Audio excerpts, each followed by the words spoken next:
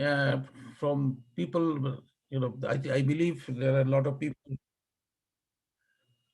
Okay, so I got some message here. Okay.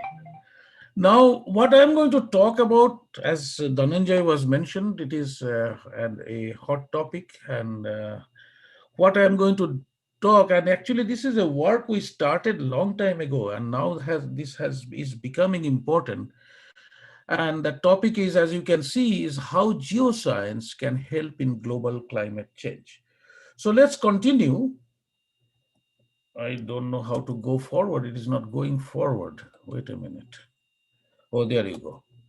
Okay, so when we are talking about climate change, how geoscience can contribute to the climate change, one familiar topic is CO2 sequestration, or CCUS, the carbon capture, utilization, and storage. And as you can see, we try to capture carbon from all different sources and inject them into two places. One is the depleted oil and gas reservoirs, or also deep saline aquifers.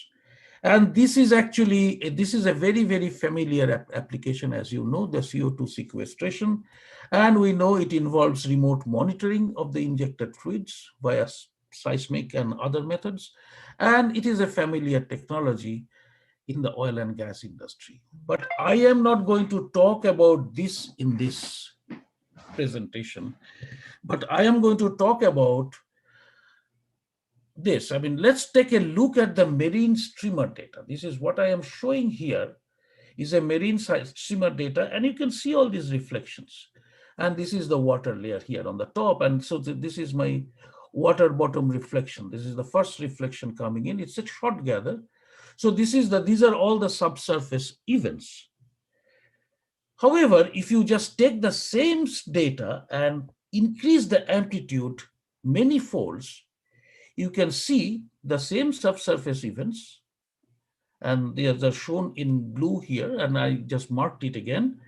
But on top, you see something else. It is not a great, I am going to show you a better picture soon, but these are the events coming from the water column itself, from the water column. So what I am going to discuss today is not going to be solid earth seismology, but I'm going to talk about just concentrate on the water. So it is kind of a liquid seismology. That is what the topic is going to be.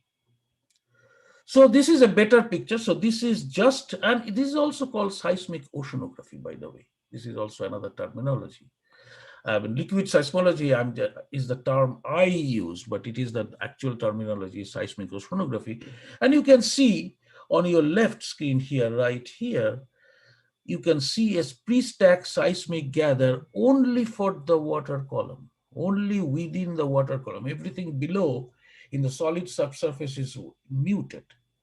And typically what we do is we use a velocity, when it comes to velocity of water, we used a standard number, 1500 meter per second, right? So now if I use that 1500 meter per second and not in NMO correct, the correct this split stack gather for normal move out, you can clearly see that there are events, these are overcorrected here. Maybe some of the events are properly corrected. And if you look carefully, there are events they are undercorrected. That means 1500 meter per second is not the right velocity. It really doesn't matter when you are talking about the subsurface solid earth part, but when you are dealing with just the water column, these velocity variations matter. Now, if you go ahead and pick the proper sound speed, you can see, so this is the pre-stack gather on the left. This is the sound speed, the interval sound speed. By the way, I am using sound because we are in the liquid regime instead of velocity, but it is the same velocity, P wave velocity. And now I can see I have flattened the gathers. And what is the range of these sound speeds? It's not much. This is 1545 on the top, about 1540 here, but it is actually between about 1540 to 1545. And at the bottom, it's about 1485 meter per second. And they control these variations and all control these reflection amplitudes. But of course, we know density is also another controlling factor. But in the oceans, I just did some studies. The densities do not vary. They vary about between 1.03 to 1.07 gram per cubic centimeter. So for the time being, I am going to say that density variations are not significant. They do not significantly, but it can be significant, but we are going to ignore it. We are going to just assume a constant density of seawater to be 1.05 gram per centimeter cube. And we are going to say that all these variations in amplitude on the seismic reflection data are due to are caused by the velocity variation, the sound speed variations. So let's continue and look at why we want to at all bother about these ocean water reflections. That is the first thing we need to know.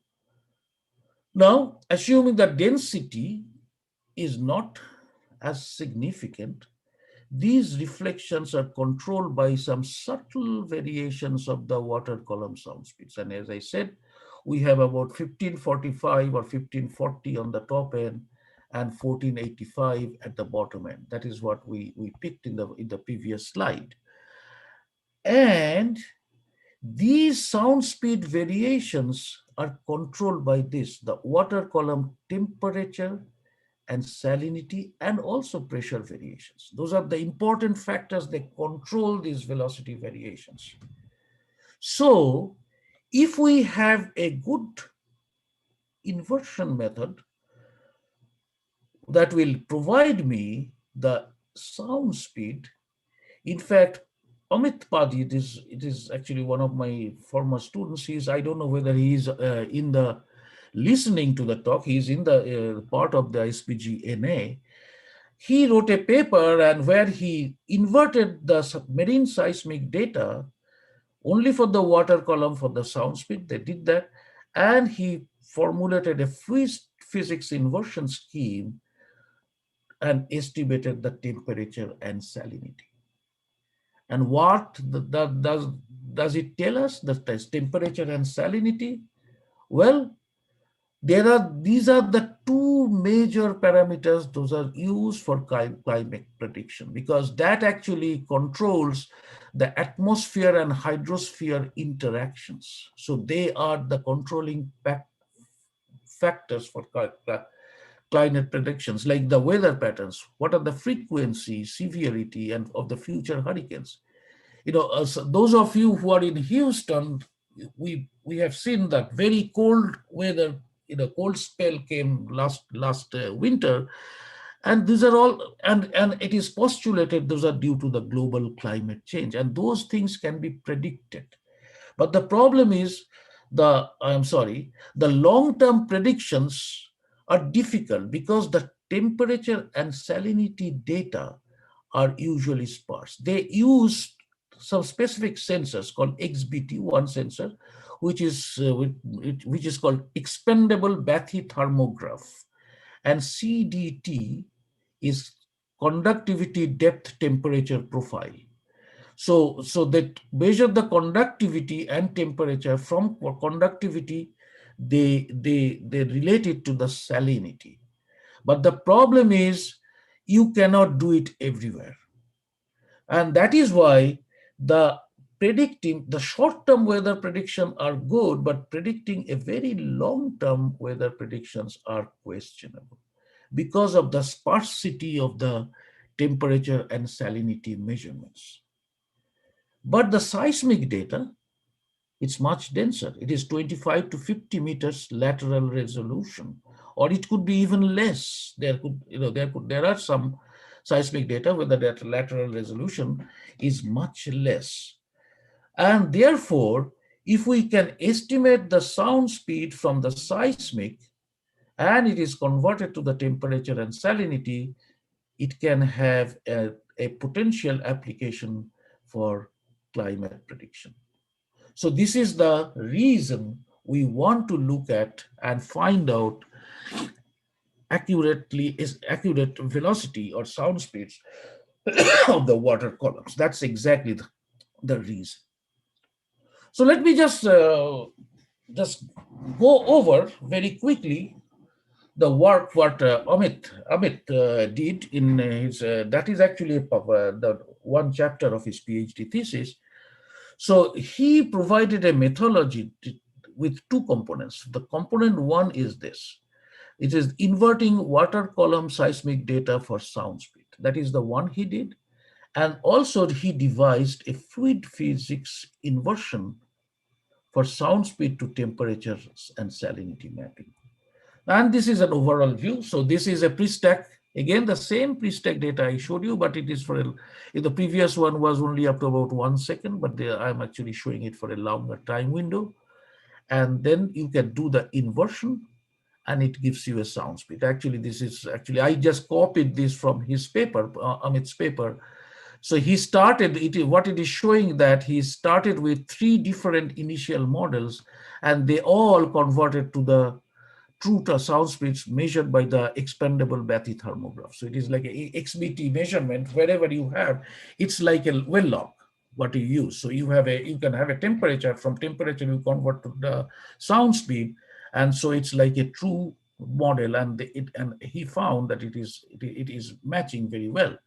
So he went ahead and inverted for an entire 2D seismic line, and this is the sound speed estimation over the 2D seismic line. So this is again the velocity, and you can see the range 1545 to 1485, and this is the velocity variation.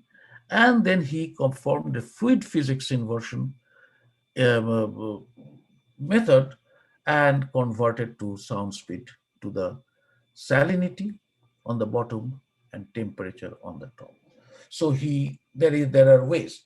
So right now, because we are not so much familiar with this component, sound speed to salinity and temperature mapping, what I am going to do in this presentation, that I'm going to assume this is available, and I'm going to concentrate only on this, how to estimate sound speed in a way. What are the issues with the method of the Padi did? Of course, it's a very good work, but what he did was using the resources available that time. Now we have better resources, we have better technology. So what I'm going to concentrate on, how we can improve this work of Amit and get a bias-free estimation of sound speed from seismic data. The one issue is the compute and labor intense, and it is the way it has been done. It is a standard way. The inversions are done is, it is labor intense, number one. Let me just mute this. Just give me a second. Okay. Labor intense. And also, I'm going to get into that very quickly. And there could be some bias involved. And I'm going to get into that. And so purpose of this presentation, I'm going to concentrate on this. Is there a superior way? And if yes, we are going to how it could be a good method. That's what I'm going to for predicting climate change. That's exactly what I am going to concentrate on. And if you are, I just wanted to throw in the exact reference of Amit's paper. It was published in 2015 and it was published in Geophysical Journal. I just wanted to put that in for your reference. So let's move on and look at how the inversion was done in Padi and et al. And actually it is being shown in this slide here. On the left, what I am showing is stacked seismic data. So what they did is, what Amit did, he picked 5 separate locations. And as I can see, location 1, location 2, those are shown by arrows here. And one location was coincided with that XBT measurement. So we have true measurement of temperature and converted it to the sound speed. So he ran inversion for that location and found the parameters which can find the sound speed reasonably well. Following that, he ran inversion at some other locations which are shown here. Then, and this is also a standard technique, then he picked three major horizons, which are the horizon 1, horizon 2, and horizon 3. He took those sound speed estimated at these locations, these 5 locations, and interpolated a low pass filtered model. The low pass filtered each of the sound speeds and interpolated that, and that provided him the initial model for the entire seismic line. Using this as the initial sound speed model, he ran inversion, he assumed density to be constant, and he got the inverted sound speed. This is exactly how the method, and this is a standard. If you are familiar with running, say, simultaneous AVO inversion, that's exactly what you do. You pick horizons, you import well log, and this is like this part is like importing well logs. Then this is the seismic horizons, I interpolate, create the initial model, and run the inversion. That's exactly what, and this is a standard technique, and that is the technique available in those times. But the problem is, the primary issues are, first of all, it is labor intense, because if you are doing, because if you have well logs, it's fine, but here we don't have well logs. We have XBT, there was XBT at one point, but we had to get some reliable sound speed estimates at different points, and that is actually a lot of labor. Human labor is involved, and it is also compute intense. It is computationally, it's not easy. Each of those runs can take several hours of compute time, and finally it is prone to human errors and bias. I wanted to show that because if you look at the initial model, this is initial, and this is the inverted model. If you look at them and carefully, they are not much different from one another, except if you look at carefully in the inverted sound speeds, there are some additional details. You can see some additional details which are not there in the initial model, but they both follow the original horizons. If you can see, they follow the original horizons. But if you look at the stack data, there are a lot of features. There are a lot of fine scale features, like these features going like this one going like that. Those are not apparent in the inverted model. Of course, we are not expect them to be the initial model, but we do expect them to in the inverted model, and those features are real. They are on the stack data, so they are due to subtle variations of the sound speeds, therefore subtle variations of the ocean water salinity and temperature. So so it is desirable that we get that. Of course, you can say that I can add some additional horizons besides these 3 horizons and force the inversion to find them. But we don't want that, because that is actually, it will add human bias. So it is what we want to do, that we are not going to, can we provide no horizon at all and still find those features? And that's exactly would be the ideal thing to do. So in this work, what I'm going to show is our new approach, which I call it the attribute guided seismic inversion. And I'm going to show you which I experimented with many attributes. I'm going to show you only 2 attributes that worked. So again, I have the inverted model. I started with Amit's inverted model and chose 9 locations, which are shown by arrows here. And these are the sound speeds at those 9 locations. So you have the sound speed, look at that. You have this, 1485. So those are the 9 different sound speeds as a function of time. And these, I picked 2 attributes. One is AINTT. I'm going to discuss what they are.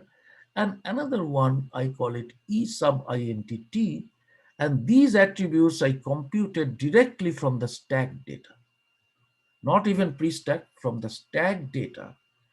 Now what I did is, I cross-plotted these attribute from all these points against the corresponding velocities, and that is shown here.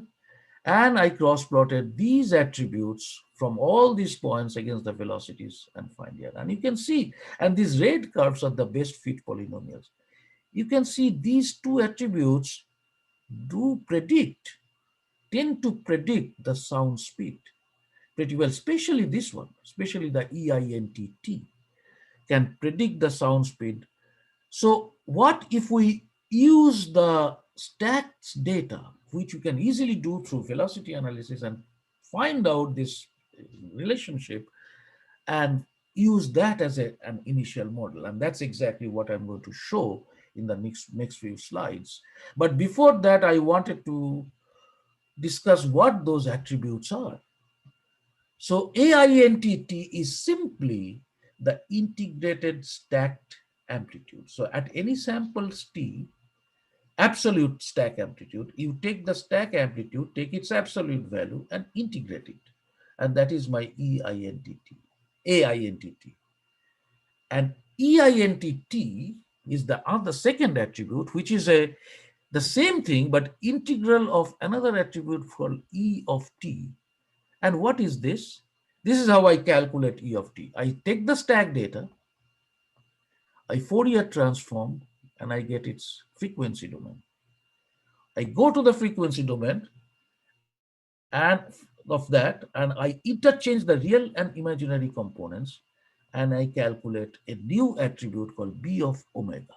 So if in the frequency domain, if the component of A of omega is A plus IB, that's the corresponding component is B plus IA. That's exactly what I did. And I inverse transform, Fourier transform from B of omega and take its real part and I call it a time domain. I go back to time domain, I call it B of t, and I compute E of t as a square root of the squares of A of t and B of t.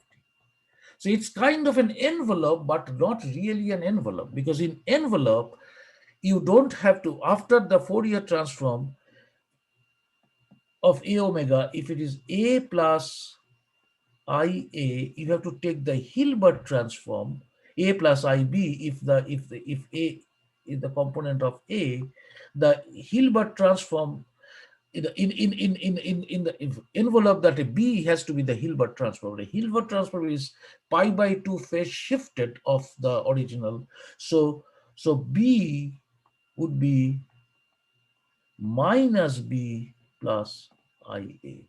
But we don't do that. We just use B plus IA. So that means in B of omega, if the theta is the phase of the original stack data, the phase of the B is pi by 2 minus theta. That's what I do. So this is a simple attribute.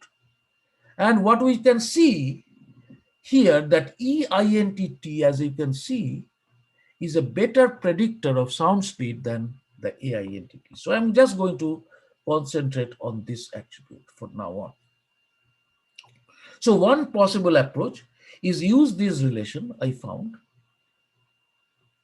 on the right and predict the sound speed. But does it help? No, because how did we get this relation? We started with the inverted sound speed model itself. So we cannot do that. We have to do some other, we have to find this relation in other way, which is completely bias free. So this is the approach I am going to show. We just did, what I did is I did velocity analysis at sparse location. In this example, I did velocity analysis at every 50th CMP location, common midpoint location. Then I laterally interpolated those velocities, not guiding through any horizons, but just by sample basis. So if one velocity is here, one velocity, I just laterally interpolated each of samples like this and generate the stack data using this new velocity. I generate that, and then I do the EINTT versus sound speed cross plot. And this is what we do. I generate So this is my after we doing velocity analysis and picking the interval sound speed at every 50th location. This is my velocity model I get after interpolation. Now I pick those same 9 points and make the EINTT. I calculate and pick those velocities, and you can see these velocities are constant, and then I generate this relationship. And this is actually the old relationship I found from the inverted model. And surprisingly, you can see that even though here I am using the inverted, my sound speeds from my velocity analysis and interpolation, the relationships are still about the same. This is really interesting. And actually, I'm not going to show, I'm actually concentrating on real seismic data. I also worked on synthetic data and I found the same thing. So this is what is this interesting thing. So we use these relationship. This is the completely derived from velocity analysis and interpolation, and then cross plot computing this attribute, new attribute, and cross plotting and deriving the relation. And I am also showing my previous analysis using the inverted model. And these are the prediction of sound speed. So if I use this, I get this predicted sound speed model. And if I use that, I use this predicted sound speed model. And you can see they are not very different from one another. But this is the one I obtained from velocity analysis and interpolation. So what if we use this as my initial model and run the inversion? So this is what we did. So we started with this initial model. This is my initial model. So as you can see, the initial model, what was used in Amit's work, was guided through the horizons. Here there is no horizon guided, but I got this inverted model. And now you compare all these features in the inverted sound speed with the stack data. They are consistent. I did not guide the inversion at all through those interpreted horizons, but still they found these features at all of them. So this is what I mean by a way to do a bias-free inversion. That is what it is.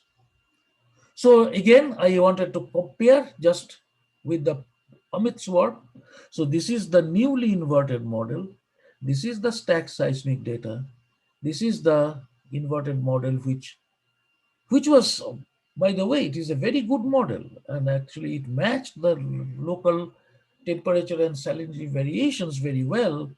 But you can see this newly inverted model is following all these features you see, all these features you see are following the corresponding features on the stack data, and I don't find them in the old model.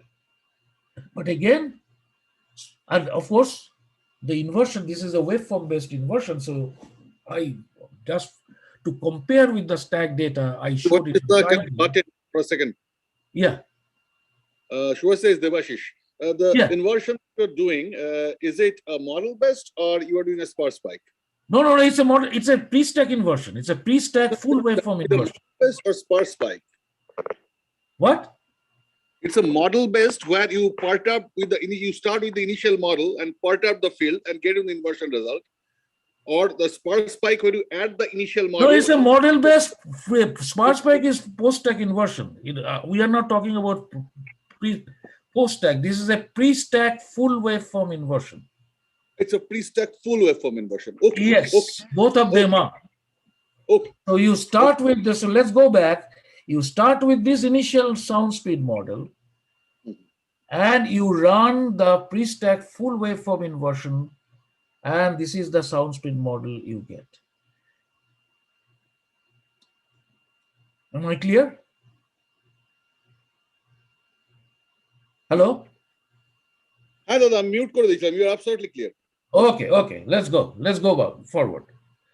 All right, so let's where were we? We are right here. So because it is a full waveform inversion, the inversion is actually always in depth. But I showed everything in time here because I wanted to compare with the stack data. But here I am actually showing the same model but in depth domain. So it is a depth and both the inversion, that new inversion, and what Amit Padi got in the previously published work, the reference of which I provided previously. Now, let's do some more comparison. So what I'm going to, this is again the new inversion. Again, I am back in time domain, you can see, and the stack data and sound speed. What I did is we took this sound speed model from both Padi et al. Inversion and for this new inversion. So I have the model, I used a constant density. I generated pre-stack full waveform synthetic seismic data using each of them. I stacked them and I generated synthetic stacks. And this is the synthetic stack data using the new inverted model. This is the synthetic stack data using the Padi et al. And this is the real, so this is actually the same as this. This is the real stack data. And you can see how well we matched so Padi et al. Model is a good model. But what I am saying is because we use the horizons to guide the model, it is kind of a guided by the horizon guided model, but this is a bias-free model which is following the features of the stack data. But both of them are good models. But it is probably, this new inversion is probably give you some subtle variations, and which will, probably, we have not done it yet. If we compute the salinity and temperature, it is going to give you subtle salinity and temperature variations within the oceans, which are not provided by this model. But if you compare the synthetic data, predicted data using either of the models, they match the real stack data. And if you also compute the RMSE, which is the roots mean square error between the synthetic and real data for each of them, they are pretty good. And this is the RMSE in percent. So you can see the maximum RM is about less than 0.25% maximum error. So it is actually giving you very good inverted model. Both the inversion methods are giving you very good inversion results. But before I end my presentation, I want to look at a few more issues. One issue is the compute intense nature of inversion. Running the inversion, because it's a full waveform inversion and we are using genetic algorithm based inversion, you can use linearized, but it is compute intense.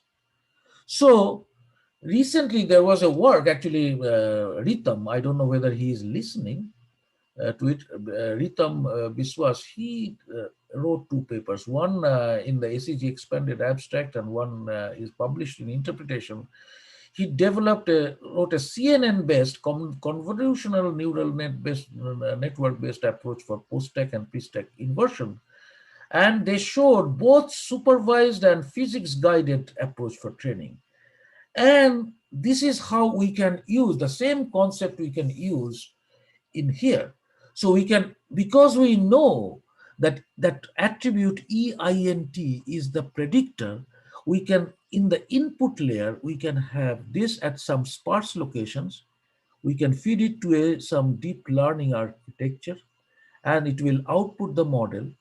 We can, in the supervised training, we can match the model output from the network with the true models, which we can run GA inversion at those locations and assume that those are my true models, and you drive you put a back propagation, the standard technique in neural network, and until you get a satisfactory match.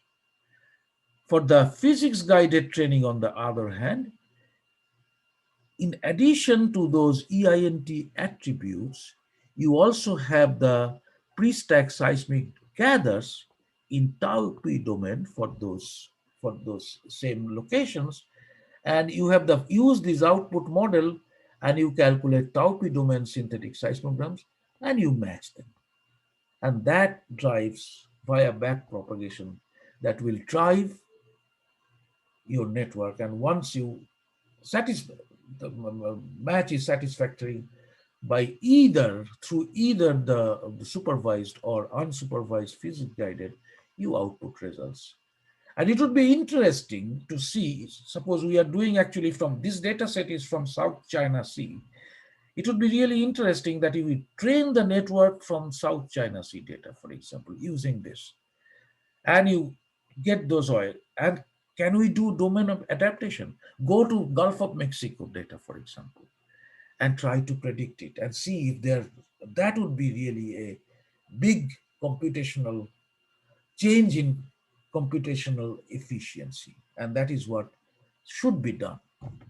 Issue number two, which I completely ignored here, and I'm going to just show you briefly describe, is how do you do the sound speed to temperature and salinity mapping. Actually, this is actually, if you read that paper, it is based on the equation of state. It provides actually equation of state, and it is called a UNESCO algorithm. It is actually the name the algorithm is known as UNESCO algorithm. It provides the temperature as a function of sound speed, salinity, and pressure. So that's exactly what you do. It's a direct forward problem is temperature as a function of sound speed and pressure. So use a model-based iterative inversion, which we call it a fluid physics scheme, and to find simultaneously find the salinity and temperature from the measurement, but you need the pressure. And this pressure, by the way, is a function of density, depth, and also latitude, because there is acceleration of due to gravity is involved there. And with latitude, it changes. And those subtle changes are very important. And there is a paper actually, by the way, published that actually shows you how to find out the pressure. And that's exactly what Amit did. So but however, what I am going to emphasize here, that although we can use deep learning to map, to obtain sound speed, suppose you get an identical sound speed in one in, say, in the Gulf of Mexico, another one in North Sea, and suppose the sound speed is identical, but they are of different latitudes, the temperature and pressure will be different. Temperature and salinity are going to be different. So what I think is that it is difficult to use AI to map sound speed to temperature and salinity. So we probably have to just use the traditional fluid physics inversion. I'm not, I cannot say it for sure, but that's what I think. Another issue which we completely ignored, and I think everybody who works in this field completely ignores it, is more fundamental, is the process. We are using CMP domain data, right? We are doing CMP sorting. So how do we do CMP sorting? We take the source and receiver pairs from different shots, right? And which share the common midpoint. That's exactly the CMP sorting process is. That take the source receiver combinations, but when you do the data acquisition, what you do, these pairs are shot at different times, right? These are shot at different times. They are not shot simultaneously. This is fine. Those are fired at different times. That's fine for solids. But we are ignoring that in the water may move a little bit, and because water is free to move. So anyway, just wanted to put that issue so that we can discuss, but we are going to ignore. We have ignored it. Maybe the best practice is to go, don't do inversion in CMP domain, do in short domain, because short is just done it together. So you take each shot at a time instead of taking sorting them into CMP. That's probably one way to do it do it right. But I just wanted to leave it open. So just to conclude, these are the what I have shown, some attribute derived waveform inversion. It is not as labor and compute intense as the other works. It is also not subject to human generated errors because we did not do any horizon picking. And horizon picking does create errors because I will keep pick when I pick my horizon, I'll pick it in a way which could be different from somebody else picks the horizon. So we eliminated that bias. And of course, the application of deep learning can further improve the compute efficiency. And with that, I thank you. And I think it is time to take questions and discuss.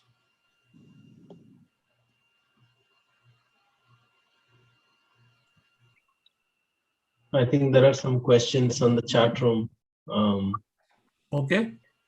Swachita, thank you. I'm going to ask individual to ask the questions because that way we can hear from the people itself. So Abhi, if you want to ask, please unmute and ask, or I can read.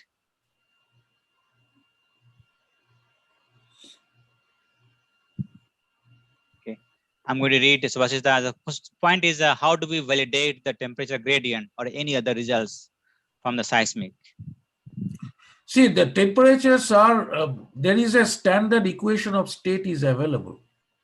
The temperature, the way the temperature gradient works in the solid earth is different. It is the temperature gradient in the ocean water, and those are the seismic oceanographers are generated. They measure. They put a sensor called XBT, which is called expandable thermobathymetry, that gives you the exact temperature at every 1 meter or less interval. And this work is actually validated with that XBT. That's how you do it. That XBT is one. Another one is called the CDT, the conductivity depth temperature profile, and they validate the measurements. The point is we basically compare with the more like a measured response, like the way we do in the Yes, well yes. logs. Here we are It doing is with like it is XBT. like exactly like well logs, and there are the UNESCO algorithm. There is a standard equations are there. The equation of state they call it, which relates the sound speed, the temperature with as a function of basically the UNESCO algorithm provides T temperature as a function of velocity, pressure, and salinity. And those are standard algorithms available, which that's exactly which is being used to calculate them. So second question I see from Akshita. Akshita, if you want to please unmute yourself and ask. Yeah. Okay. So, the work you showed of one of your students that in that the initial and the final model were merely same. So I believe that it was just happening because of the interpreted horizons. So what will Yes. happen if there will be no horizons or just one interpreted horizon? Yeah. This one, if you know horizons, I mean, if you just that's exactly what I showed in the new inversion. That's exactly Yeah, what the new inversion. I'm talking about the previous one. What will happen in the previous one if there will previous be no one. interpreted horizons? Um, it will probably work because okay, let's go back. Let's go back to that. This I think the best answer. Let me come out of this. Okay, I don't want to keep my ink annotations, and let's exit. Okay, now it's easy to go back and again increase. I think this is a good picture. Let's see, put this up. So if you do the without any picking in the horizons, it would be something like that. You start with a velocity analysis, this kind of model and invert, right? Because you have to have some kind of an initial model. So best, if you do not pick any horizon, best you can do, you can pick velocities and interpolate. And if you start with this, it may take a long time to run. It will run, it will create a model, but it may take forever on the computer to run. Am I clear? Okay, thanks. Okay, but I was asking with the previous one, this is the better approach Yeah, you are but showing. brother, this is not a better approach. Previous one also, if you again let me go back. Wait a minute. The Could previous you one. please show that slide there when you were comparing Yeah. the initial and final model? See, previous one always use. Okay, let's go back here. Oh no, that's not. Okay. Let me come in the proper. Just give me a second. This one. Yes, this one. Yeah. So any So inversion, any suppose, model-based inversion will need an initial model. yes. Okay.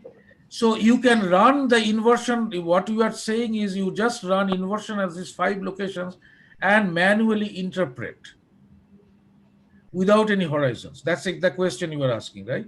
Yes, or just the one horizon. Just one horizon. We haven't tried it, but I am 100% sure if we do that, it will take the inversion. It will be very difficult for the inversion to converge. Okay. Yeah, it will be very Okay, thank difficult you. for the method to converge. Yes. So Subhashita, on a similar note, probably the horizon probably will not make a big difference, because if you interpolate following horizon or not, that shouldn't create a big difference in the result. Maybe your attribute is making providing a higher resolutions in the That's output. true. Because Absolutely. whether if I include my horizon, even if it is very simple, that should anyhow improve, not degrade That's the true. result. Mhm. So Akshita point, I think if you include the horizon in the new Svasista method, I think it should be better, not worse. But I guess the I agree. I point agree. is when you say full waveform, what is the full waveform we're talking about in the water layer? Oh, it's acoustic wave Is it equation. multiples you're talking about? Oh, Multiples within the everything, water everything. It's layers? an acoustic wave equation. So it is solving the scalar wave equation. In my first look, Amit result looks like a tomography, and your result looks like a reflectivity inversion. No, the So both where of is them the are higher resolution? both are reflectivity inversion. Right. But in both there is it's all depends on what kind of search window you are giving within the parameter window. So it is dictated by that. But Omit's is not definitely not tomographic inversion. It is the full wave from the same algorithm. Same algorithm.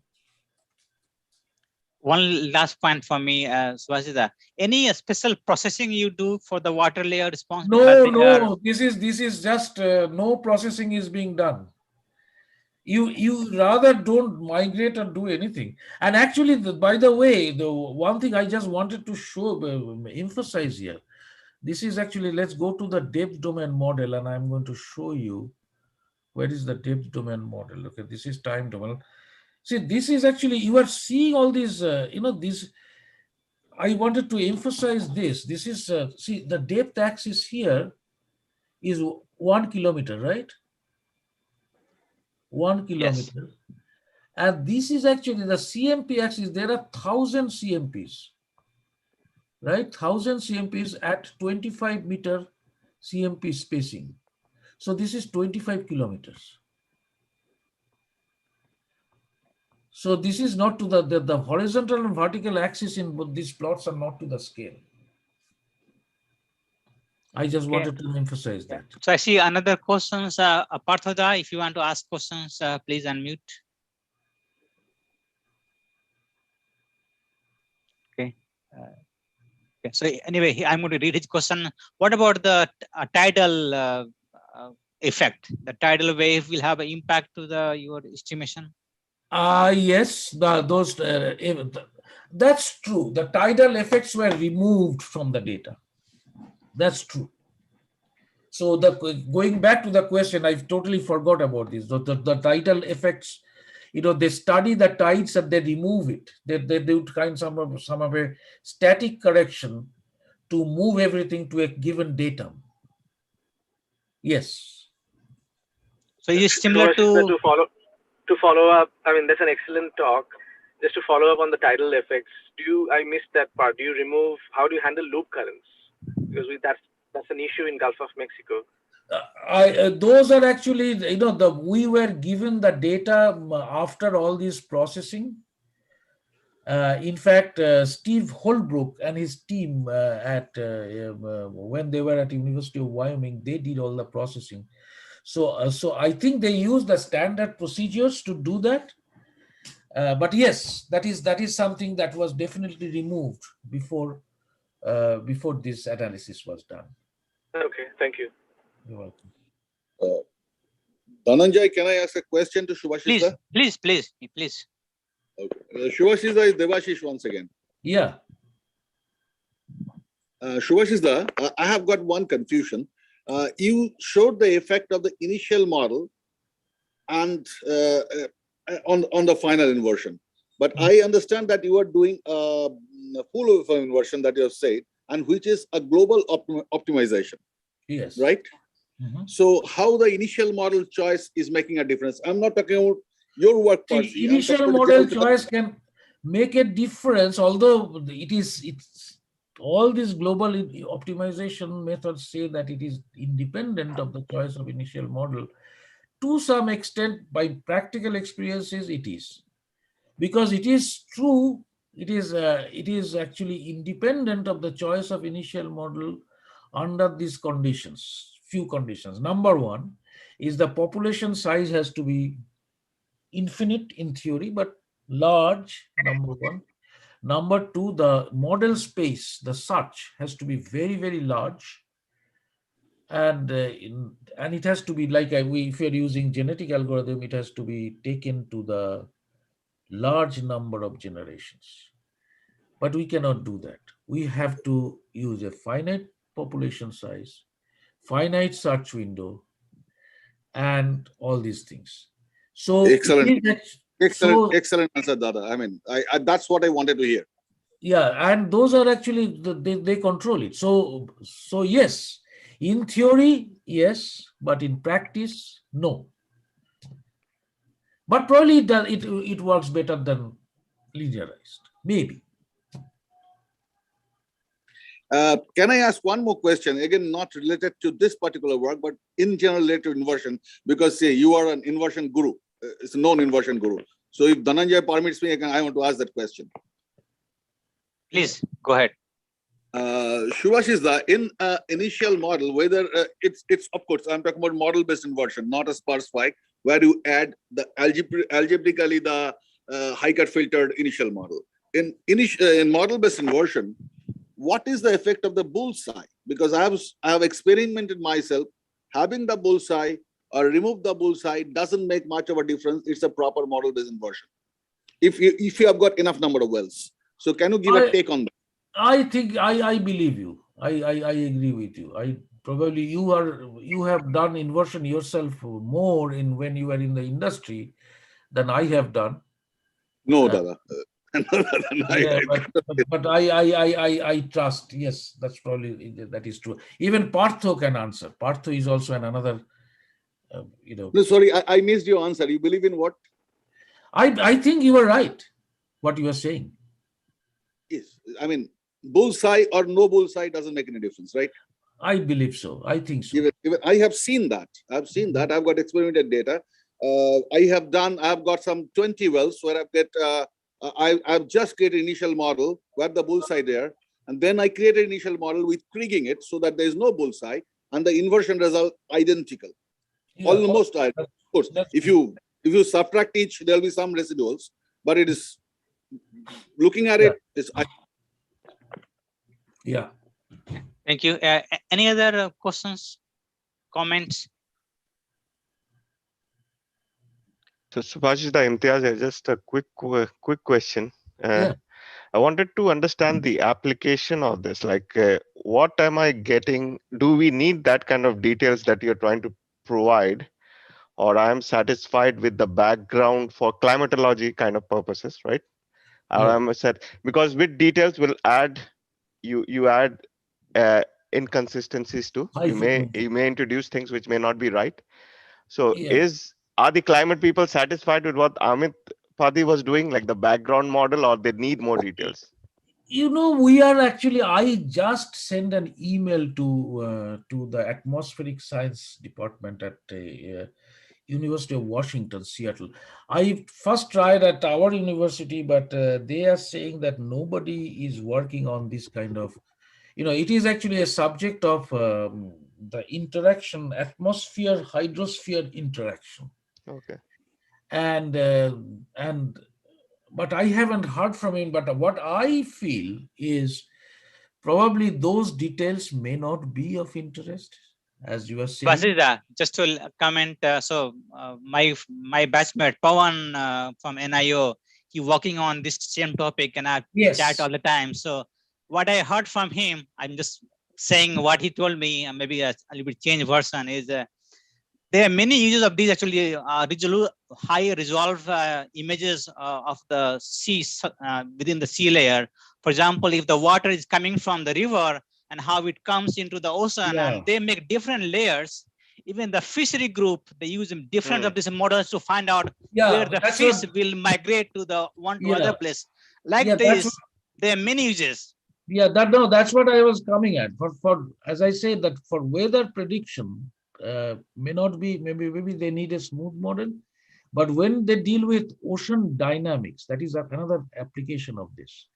Ocean dynamics, how the ocean is becoming turbulent over time due to all these different aspects, there these high frequency variations would be of more importance. Yeah. So depends on how you are using it. I'm just talking about the climate change only, Yeah. No. Great. Yeah. Yeah. and another use, I think, and which I am trying to find out, if we can get hold of the marine streamer data, say for Gulf of Mexico, in the same area, taken at different times. Say one, and I think it is available. Mhm. I'm just interested in the ocean part. Say one taken in 90s and then 90, 2000, then 2010s.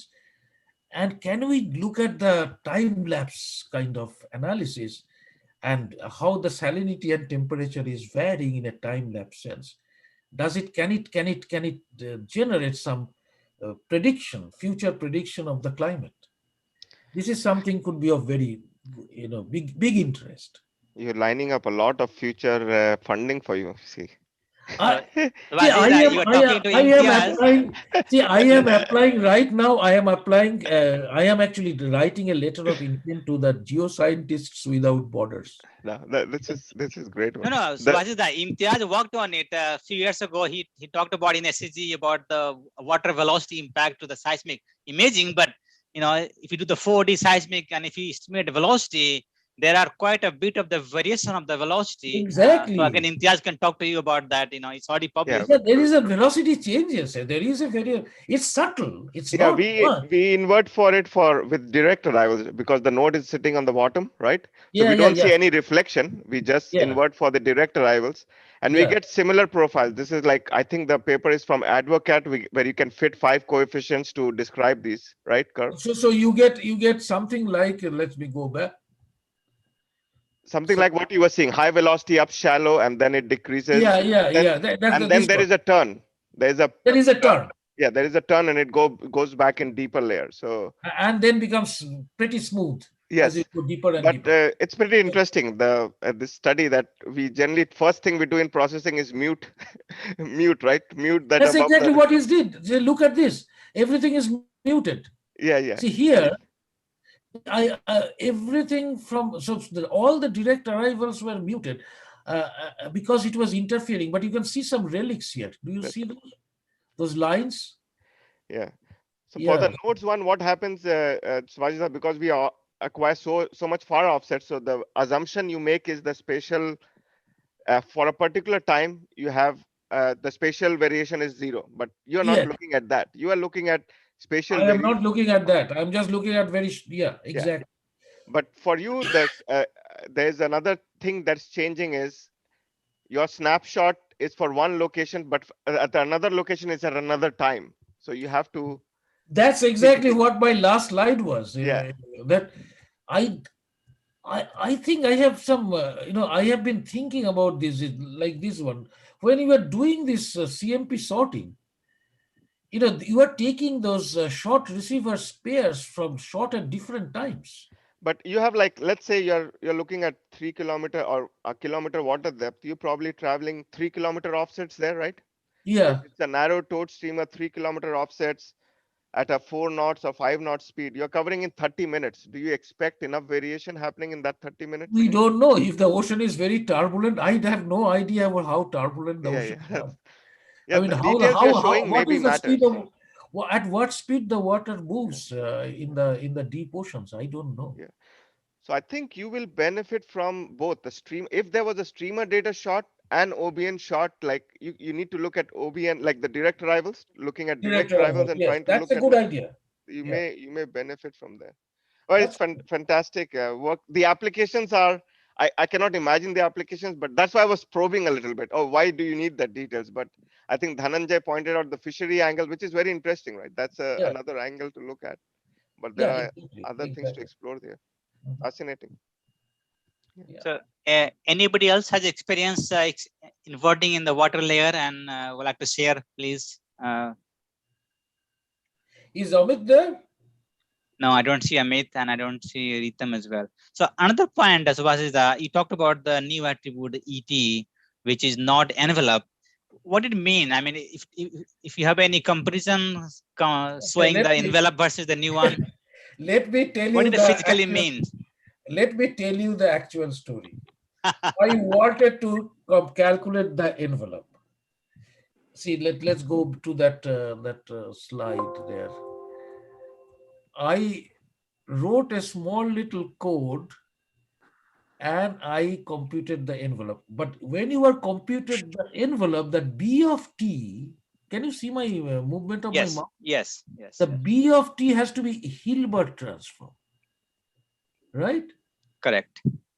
And Hilbert transform is actually means you go to the frequency domain, you calculate, you interchange the real and imaginary part and negate the resulting real part. So basically, if your A, any component of A is A plus IB, the component of B is minus B plus IA. So I thought I'm writing a code to generate envelope and invert transform, but I forgot to negate this. So I just did B plus IA. So it is a bug.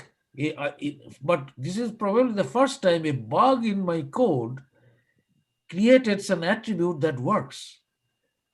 That's good.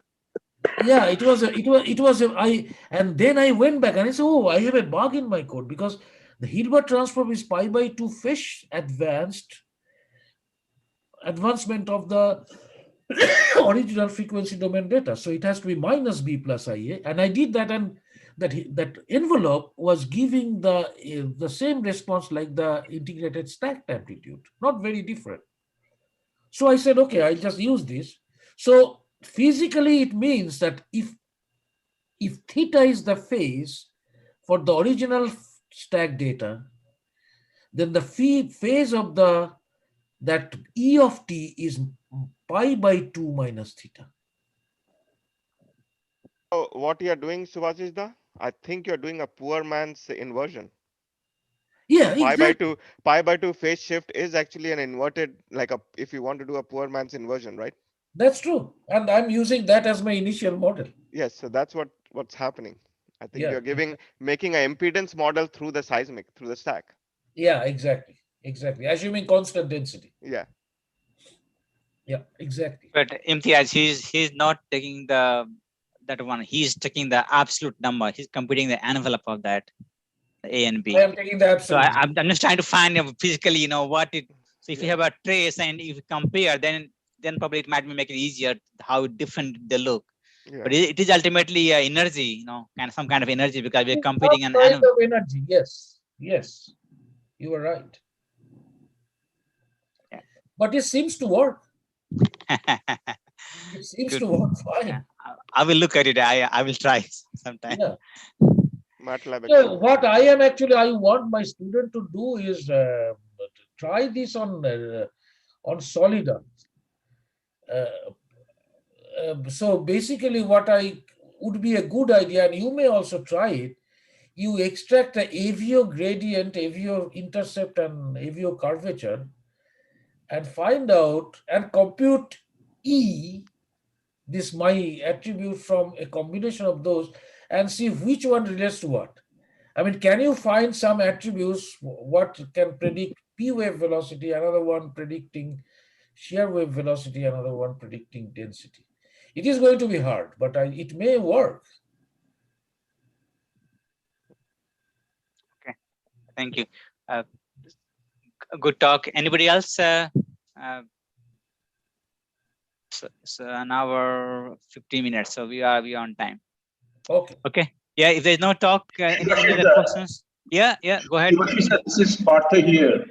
Yeah. Do you think the kind of time-lapse study would really help? I believe so, but we have to get some time. That's exactly what these weather modelers do. They look at the salinity and temperature, how it is changing with time. But they take it from the sparse data. Like they measure salinity. See, if there is a global warming, you should expect the salinity to increase over time, right? Yes. And the temperature also to increase. So if we can get hold of some seismic marine data over different times, that's exactly what I'm trying to do. That, and in fact, in the proposal I'm writing, I am actually saying that could be a good way to find out if we can do that. Yeah, that's exactly what is a very good way to. I'm trying to do that. Yes, but you have to get the data. Another idea. I was wondering, like, we have so many pipelines laid out on the seabed with fiber optics, several kilometers, and you are looking for just, near offset data. Yeah. I was wondering, would that be a feasible option to record through those fiber optics network? That would be good. Yes, that would be a very feasible option. Will the data be available? Yeah, I think that. I mean, again, I don't think the infrastructure or logistics is there yet. But with recent advances in fiber optics, maybe that's something to explore as well. Can we use the existing infrastructure, hook it up to, some kind of interrogator, and use that to monitor climate in a global scale? Exactly. So that would be a wonderful application. So, just one observation. I mean, which I read somewhere in the newspaper some time back, that in Bay of Bengal there's a phenomena that there's a hilsa, fish, which they are migrating upstream instead of downstream towards even Banaras side. So they said that this is due to the change in sea level change and that side, and as an impact on salinity and also the temperature. Because exactly. So probably a kind of integrated study on those areas will really help us to understand the entire ecosystem. Exactly. So these are some of the physical phenomena or the observations, and it absolutely has some kind of bearing with a what's happening there down in the water column. Yes. And the good thing of this is, this water column inversion is much easier than the. I mean, not easy, but computationally much less challenging than elastic inversion. Because it should be easier. There is no elastic component, which is a big but mess. there could be some noise issues and other issues and water movement and things like that. Plus, the attenuation can be quite straightforward, right? But it's a easier scalar, than elastic. it's a scalar wave equation. It's much faster. It's a scalar. The elastic wave equation is not scalar. So it is much easier to use. So we can explore all different things in using this.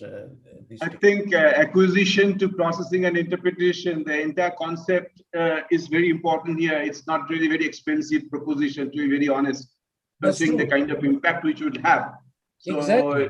if you have a kind of real kind of business proposal as a capsule, then probably it would be much easier to sell this, concept. So okay, let's talk it's not about expensive. It's not expensive acquisition. It's not expensive processing, and of course the interpretation. Yeah, Partha, let's talk about it. Yes, I think I find it very, very interesting, Shubhashishda, and in fact, these things can be, we can kickstart from even with a joint collaboration with some of those organizations here in India. That's true. I am interested. I would be interested. Right now, I am actually submitting a proposal to the within the ACG Foundation. There is something called GWB, Geoscience Without Borders, and they fund proposals for humanitarian geophysics. Yes. And I think it is this can be humanitarian geophysics category. Absolutely. But they give only $50,000 per year for 2 years. So this is just to support one student and say maybe travel expenses. But it's something good to start with. Yeah, and then we can look for better ideas. Maybe I am actually talking to a professor at the University of Washington and Seattle who is in the atmospheric science, and asking if there is if we can jointly submit something, and then working with you and in India, I'd be very, very interested in doing that. Actually, to be very honest, not much has happened here in Indian universities, to be honest, whatever I know at least. So there's a huge kind of, probably the possibilities. Only thing is, you have to reach the right kind of person and present the thing. We can have a kind of collaborative project, probably a kind of DST project with some of the Indian universities and your university, something of that sort. Let's talk. And yeah, I think this is an excellent idea, because not only that, it will really have a huge kind of impact in this part of the world, in our area, say Sundarban area, in Bangladesh. Yeah, Sundarban area is almost are not existing now.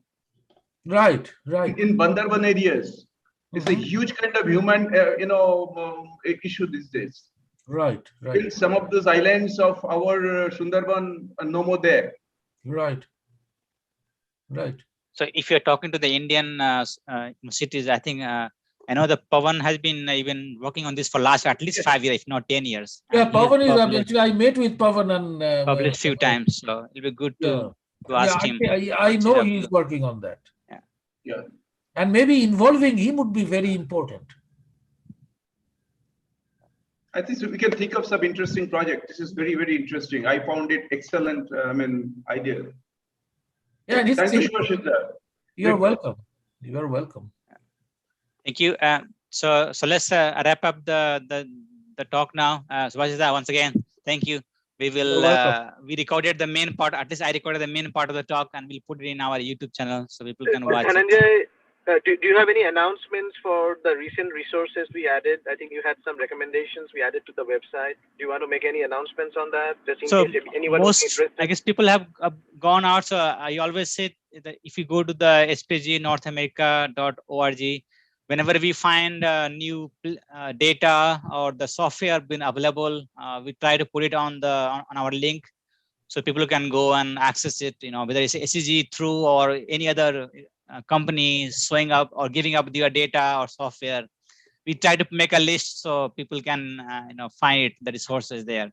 So I know that there are some students, maybe the Rishabh or Arnav, there are some students joining. So please go through the spgnorthamerica.org and see if you can find some resources in terms of the data or the software or the books, those kind of the free resources and that are available to us. Yeah. Thank you. We will find a speaker, and if somebody wants to volunteer, let me know. We'll find speakers for the next month. So let's make it more monthly type, not skipping a month. So it's good. Swajita, once again, thank you. This was You're good. welcome. Good talk. Yeah. Thank you. Thank you. Bye, guys. Thank Bye. you.